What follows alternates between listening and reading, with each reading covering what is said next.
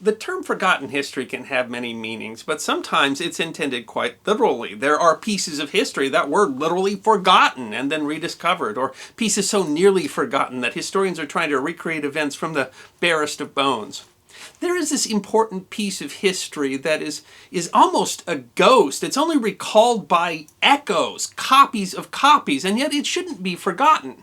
I mean, after all, doesn't what many consider to be the single greatest work of art, by what many consider to be one of the greatest artists in all of history, deserve to be remembered? There are few artists in history who can claim to have had more influence in the world of art than Leonardo da Vinci. His small portrait of an obscure Florentine gentlewoman, painted on a thin panel of poplar and commonly called the Mona Lisa, is generally acknowledged to be the most famous work of art in the world. Regarded as a revolutionary masterpiece by Leonardo's contemporaries, more than 500 years after it was painted, an average of 1,500 visitors an hour still flock to view the painting. It is the most copied, most written and sung about painting in history, made even more famous when it was stolen from the Louvre in 1911 by an Italian patriot who wanted to return the work to Italy.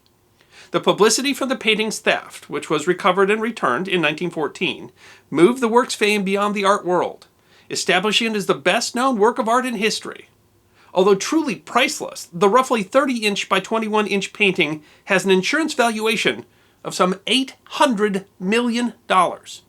His mural of the Last Supper, housed by the refectory of the convent of Santa Maria del Grazie in Milan, is among the most famous paintings in history, and the most reproduced religious painting of all time. His work, Salvator Mundi, or Christ, Savior of the World, the only acknowledged work of Leonardo in private hands, sold at auction in 2017 for $450.3 million, the highest amount ever paid for a painting, nearly half again more than the second most expensive painting in history. A former co-chairman of Old Master Paintings at Christie's auction house, who now runs his own Manhattan gallery, described the painting as the most important Old Master painting to have been sold at auction in my lifetime. Leonardo was recognized as a master in his time, but he actually only painted a few works, and completed only a few of those. He was renowned for many reasons, starting with his painting technique. He was the master of sfumato, an Italian word derived from the word for smoke, and roughly translating as soft or vague. Leonardo described the technique as without lines or borders, in the manner of smoke. The soft blending of colors, without lines, creates a much more realistic image that appears to have three dimensions, as can be seen in the detail of the face in his most famous work. The technique required layers and layers of paint in brushstrokes so fine that they cannot be individually identified, even under a microscope. His scientific mind allowed an exceptional knowledge of anatomy, botany, geology, and the play of light. This allowed an exceptional ability to convey human emotion, as in the famous enigmatic smile of the Mona Lisa, and the contrasting emotions of the disciples who, in the Last Supper, are displayed reacting to Christ's announcement that one of them will betray him. But as much acclaim as there is for the few remaining Leonardo works, some of the most famous paintings in history, there is a surprising story, because what was at the time described as Leonardo's greatest work has disappeared. The Lost Leonardo. Leonardo was born in 1452 in the Republic of Florence, in the part of northern Italy called Tuscany, right at the end of the 3-decade period of conflict called the Wars in Lombardy. The wars represented a complex conflict of often shifting alliances, often fought using free companies or mercenaries, led by often famous mercenary generals that were called condottieri. One of the results of the war was the rise of the political dynasty of the Medicis, who, as great patrons of the arts and the humanist tradition, were key to driving the great period of change and achievement called the European Renaissance. Leonardo was, many historians argue, the prime exemplar of the period, the true Renaissance man. One of the decisive battles of the wars in Lombardy was fought outside the town of Anghiari in Tuscany, between forces representing the Duke of Milan, led by a famous condottiero named Nicola Piccinino, and forces representing the Republic of Florence and its allies, the Papal States and the Republic of Venice, fought on June 29th, 1440. The battle was typical of battles of the era. Largely fought by mercenaries, these professional soldiers had worked war into an art form, but had little incentive to risk their own lives. In fact, they had limited incentives to win, as the end of the war would mean loss of their business. The battle was one of maneuver and skirmishing, in which knights in heavy armor showed their battle prowess, but were quick to surrender to preserve their own lives. Famous Italian politician and historian Niccolò Machiavelli claimed that in the entire 4-hour battle, only one man died, and him from falling off his horse. The records of the battle's losses are not clear, but Machiavelli is likely exaggerating his point. It is conceivable that only one of the mounted knights might have died, as they could expect to surrender and have their lives spared for ransom. Likely, however, some hundreds of foot soldiers died in the fighting. The battle, a defeat for Piccinino and the Milanese, helped to establish Florentine domination of central Italy, a domination that was largely preserved in the Treaty of Lido that ended the war in 1454. And it was into that Florence that Leonardo was born.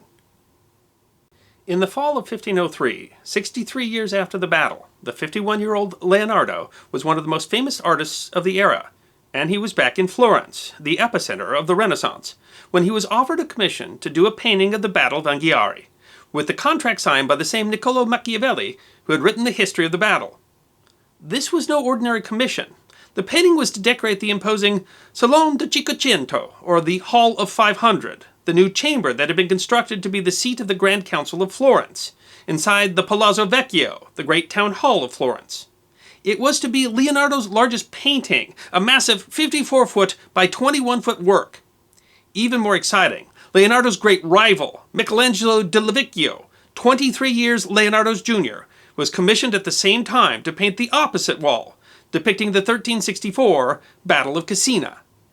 Two of the greatest artists of the Renaissance, in fact, generally recognized today as two of the greatest artists in history, were commissioned to do what would almost certainly be amongst their greatest masterpieces on the massive walls of the Great Hall of Florence. As the newspaper The Telegraph describes it, this was to have been the place where the two giants and great artistic rivals of that extraordinary period came face to face across the political fulcrum of the most important city of the Renaissance. It is truly an interesting story how that managed to become forgotten history. Leonardo's design was a truly powerful scene that epitomized his great talents for representing emotion and action. It was a testament to his knowledge of musculature and anatomy. It changed the art world as artists changed their entire perspective on representing motion and human struggle. It represented unbridled power, the feeling of movement, and men caught in the most intense moments of struggle. It was the opposite of the serene works of his painting that are so famous today. Giorgio Vasari, considered the father of the discipline of art history, wrote of the work in 1550.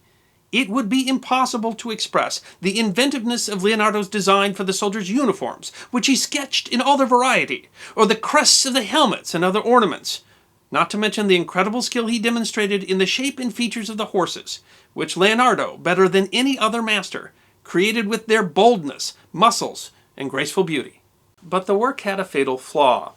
Leonardo's great work, The Last Supper, had deteriorated quickly because it was placed on a thin wall that faced the outside and so was more subject to humidity and the elements. And so for the Battle of Anghiari, Leonardo decided to try something different, something experimental. Instead of using the traditional process of fresco, where dry pigments are applied to wet plaster, he decided that he was going to apply oils directly to the wall on specially prepared plaster. In fact, Leonardo, with his scientific mind, frequently experimented with new techniques, with the result that his works often did not last. It is one of the reasons his paintings are so rare today. Leonardo did a trial run of the technique, and it worked well. But when he went to do the great painting, utilizing an ingenious folding scaffold of his own design that allowed him to be raised and lowered, the weather turned, with a long rainstorm that increased the humidity. This liquefied the paste on which Leonardo was painting. The paint did not dry quickly enough and started to run. He used braziers to quickly dry the work, but only the lower part could be saved. Of the massive work, only an outline or cartoon of a central piece, 4 horsemen fighting over a standard, remained. Frustrated, Leonardo abandoned the project. Like so many of his works, it was never completed. Michelangelo's work was likewise unfinished. He barely had done an outline sketch when he was called away to Rome by Pope Julius II to paint the Sistine Chapel. Michelangelo's drawing was destroyed in 1512, torn apart by a rival painter. Leonardo's unfinished work remained for nearly 50 years, where it was much admired and copied. Many artists of the Renaissance considered the work to be Leonardo's greatest work, but it degraded quickly due to the failed process with the plaster. Starting in 1555, the hall was renovated and enlarged, and Leonardo's The Battle of Anghiari was lost, replaced by frescoes done by Giorgio Vasari. All that we know of Leonardo's masterpiece comes from some preparatory sketches and copies, or more likely, copies of copies, done by other artists when it was displayed. The most famous of the copies is a drawing made by Flemish painter Peter Paul Rubens in 1603. But all those copies are different, and we cannot know which most accurately represents the great work. It has been lost. It is now forgotten history. In one of the most surprising twists in art history, art diagnostician Maurizio Saraceni used high-tech diagnostic tools like surface-penetrating radar and thermographic imaging and determined that there's a gap of between 1 and 3 centimeters behind the Vasari fresco, part of the wall upon which the Battle of Anghiari had been painted. Saraceni hypothesized that Vasari, who was a great admirer of Leonardo, had preserved the Battle of Anghiari behind a false wall. Vasari had actually preserved another couple of paintings behind false walls in places where he had been asked to do renovations in the 1500s.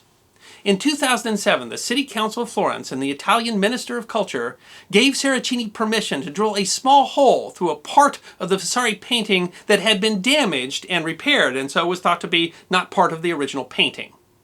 Using an endoscopic camera, he discovered fragments of pigment that, when analyzed, were chemically similar to pigments used by Leonardo on the Mona Lisa. In an announcement in 2012, Saraceni presented the analysis as evidence that Leonardo's work still existed behind Vasari's fresco. But Saraceni's work was the subject of quite a lot of criticism, not the least for drilling holes in famous works of art. In 2012, it was announced that the entire process was suspended as the parties involved could not agree on how to proceed. We still don't know what, if any, of the master's great work is preserved behind the frescoes in the Hall of the 500. And so this great work that was never quite lost, but hasn't quite been found, remains a piece of nearly forgotten history. History that deserves to be remembered. I'm the History Guy, and I hope you enjoyed this edition of my series of short snippets of forgotten history about 10 minutes long. And if you did enjoy, please go ahead and click that thumbs up button, which is there on your left. If you have any questions or comments, feel free to write those in the comment section. I will be happy to personally respond. And if you'd like more snippets of forgotten history, all you need to do is subscribe.